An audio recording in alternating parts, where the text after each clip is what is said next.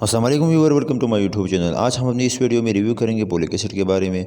कौन से लोगों में इसका इस्तेमाल करना चाहिए, हमल के दौरान फोलिक एसिड के इस्तेमाल करने के क्या क्या फ़वाइद है, इसके साइड इफ़ेक्ट्स के बारे में। तो इससे पहले मैं आप लोगों से गुजारिश करूँगा कि मेरे चैनल को सब्सक्राइब करो, बिल आइकन को ज़रूर दबाइएगा ताकि मेरे आने वाले हर वीडियो आप तक पहुँचती रहे।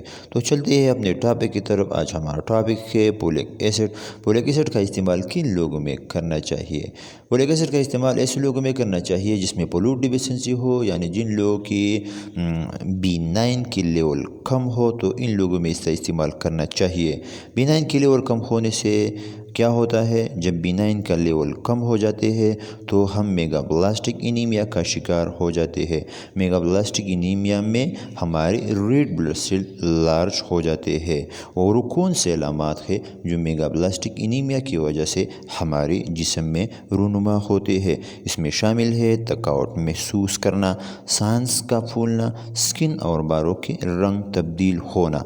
तो इससे बचने के लिए हमें फोलिक एसिड का इस्तेमाल ज़रूर करना चाहिए। प्रेगनेंसी में भी फोलिक एसिड का इस्तेमाल ज़रूर करें। फोलिक एसिड के इस्तेमाल से हमारे बच्चे बर्थ डिफेक्ट से महफूज होते हैं। बर्थ डिफेक्ट क्या है? वो डिफेक्ट जो बर्थ के साथ बच्चे में आते हैं उसको बर्थ डिफेक्ट कहते हैं। इसमें शामिल है पैदाइश का कम वज़न, अज़ाबी निज़ाम को नुकसान, दिमागी नुकसान और दिल के नक़ाइश शामिल है।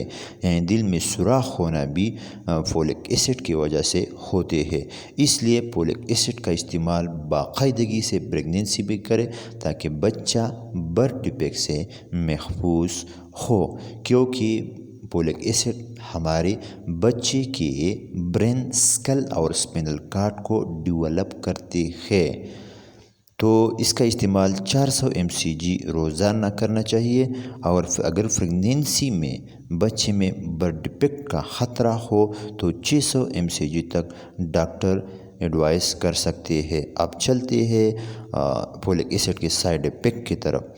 इसके साइड इफ़ेक्ट्स में शामिल है फीट की खराबी, मतली, असहाल, चड़चड़ापन, उलझन, रवैये में तब्दीली और जल्द के रद्द अमल शामिल है। तो ये थे इंफॉर्मेशन फोलिक एसिड के बारे में। सो प्लीज़ अगर वीडियो पसंद आई हो तो लाइक और शेयर ज़रूर कर देना। Thank you for watching.